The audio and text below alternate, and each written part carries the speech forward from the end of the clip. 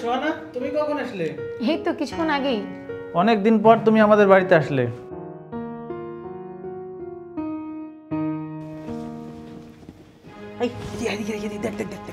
কি হয়েছে মা?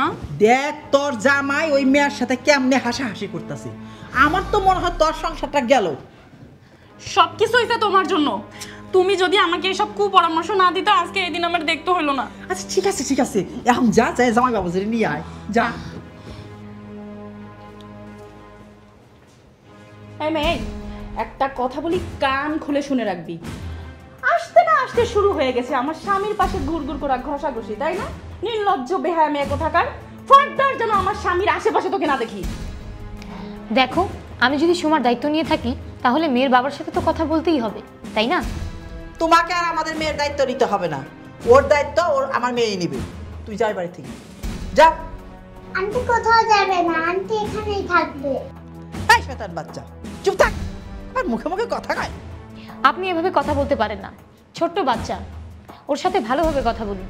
ছোট্ট বাচ্চাদের সাথে এভাবে কথা বলতে হয় না। মা, এইসব বাদ দেন তো। বাবা নিয়ে আসছে মেয়েকে, বাবাই ভালো বুঝবে। এইসব নিয়ে আপনি মাথা ঘামায়েন না। আমি রুমে গেলাম মা। আচ্ছা যাও। আপনারা একটু যান, আপনারা থাকলে মেয়েটাকে খাবার খাওয়াতে পারবো না। মা দেখছো এই মেয়ে বলে কি? এই তোমার এত সাহস হয় কি করে? হ্যাঁ, এই বাড়িটা আমার, এই সংসারটা আমার, আরে আমার উপরে খবরদারি, এত বড় সাহস না? যত বড় মুখ না তত বড় কথা। বেয়াদব মেয়ে কোথাকার। আপনারা আমাকে ডিস্টার্ব করছেন। ওরে বাপ রে বাপ, কি শান্তি প্রিয় মেয়ে রে। ওই তুই এখন আমারে চিনতে পারস নাই, সময় মতো এমন খেল দেখাবো না, আঙ্গুল দিয়ে ফালাই দিবি। চল।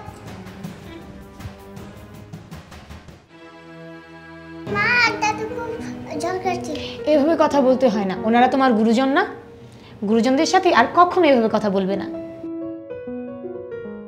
নাও এবার খাও। আচ্ছা শোনো না, কি হয়েছে তোমার? তুমি ইদানিং আমার সাথে আগের মতো করে কথা বলো না, সব সময় আমাকে অ্যাভয়েড করো, মনে হয় আমাকে দেখেও দেখো না। কি হয়েছে তোমার, বলো তো আমাকে। আমি কাল আমার সম্পত্তির কিছু অংশ তোমাকে লিখে দেব। আশ্চর্য ব্যাপার, আমি কি তোমাকে সম্পত্তির কথা বলছি? আমি বলতে যাচ্ছি যে তুমি আমার সাথে কথা বলো না কেন, আমার ভালো লাগছে না। এখন না বললেও আগে বলছো, তাই আমি সবকিছু রেডি করে ফেলছি।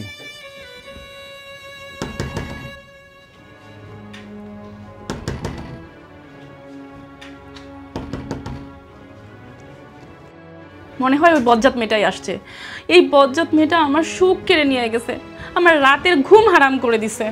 কি করব আমি কিচ্ছু বুঝতে পারতেছি না। ঠিক আছে, আমি দেখে আসতেছি কি বলে। না না, তোমার যেতে হবে না, তুমি বসো, আমি দেখতেছি।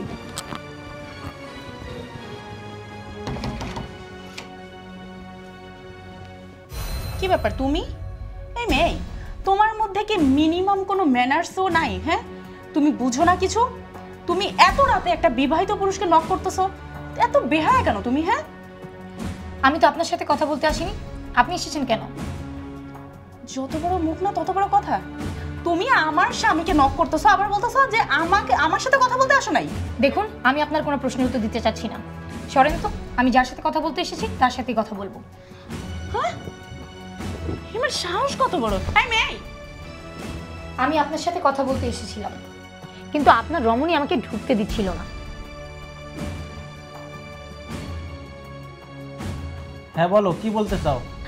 আমার মনে হয় আপনার সুমাকে নিয়ে কিছু সময় কাটানো দরকার। আপনি একটা কাজ করুন, আপনি সুমাকে নিয়ে কিছুদিন বাইরে যেয়ে ঘুরে আসুন। আমিও তাই ভাবছিলাম তোমাকে এই কথাগুলো বলবো। তুমি যখন নিজেই বলে ফেলছো তাহলে ভালোই হইল। তোমার কিন্তু আমার সাথে যেতেই হবে। কেন? ও যাবে কেন? আমি তোমার বউ, গেলে আমি তোমার সাথে যাব। ও কেন যাবে, একটা বাইরের মেয়ে? আচ্ছা ঠিক আছে, আমি চলে যাচ্ছি, ঘুমাবো। সুমা আমার জন্য অপেক্ষা করছে। এই এই মেয়ে তোমার কি বলে গেল? কোথায় ঘুরতে যাবা? ও তলে তলে এত প্ল্যানিং না? দেখো, আমি তোমাকে ভালোভাবে সাবধান করে দিচ্ছি, তুমি যদি এই বেহায়া মেয়েটার সাথে কোথাও ঘুরতে যাও তাহলে কিন্তু তোমার খবর আছে বলে দিলাম। তোমাকে আমি এই সংসারই করব না, আমি থাকবো না এই বাড়িতে। কিচ্ছু ভালো লাগে না, ওই মেয়েটা আসার পর থেকে একের পর এক। দূর থাকো, তোমার মেয়ে নিয়ে ঘুমাইলাম। মানে আমার কথার কোনো দাম নাই? মানে আমার কথা তোমার এখন শুনতেও ভালো লাগে না? বুঝতে পারছি, এখন তোমার ওই মেয়েকেই ভালো লাগে। ভালো লাগবে তো, আমি তো এখন পুরনো হয়ে গেছি। আমার তোর ভাল লাগবে না। কি বুঝলি?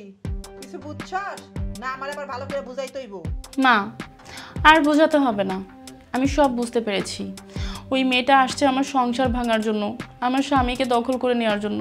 শুধু আমার স্বামীকেই দখল করে নাই, আমার স্বামী, আমার শ্বশুর, আমার মেয়েকেও হাত করে নিয়েছে। মা তুই যদি কিছু না করতে পারস তাহলে আমার মনের আশা মনেই থেকে যাইব।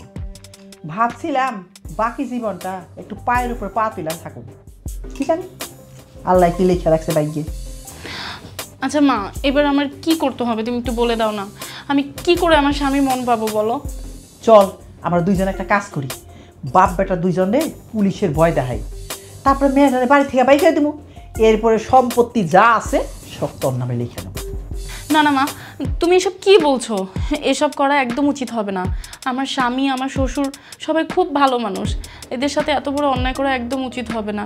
বরং এতদিন যা করেছি সব ভুল করেছি, সেই ভুলের মাসুলই এখন দিচ্ছি। মা বোকা মেয়ে, তোর নামে থাকবে আর তোর নামে কিচ্ছু থাকবে না, সব তার মেয়ের সমান নামে লেখা দিব। মা আমি যখন এই বাড়ির বউ, সব তো আমারই, কিন্তু এই সম্পত্তি করে এই ছোট মেয়েটার সাথে কি অন্যায় করা হচ্ছে না?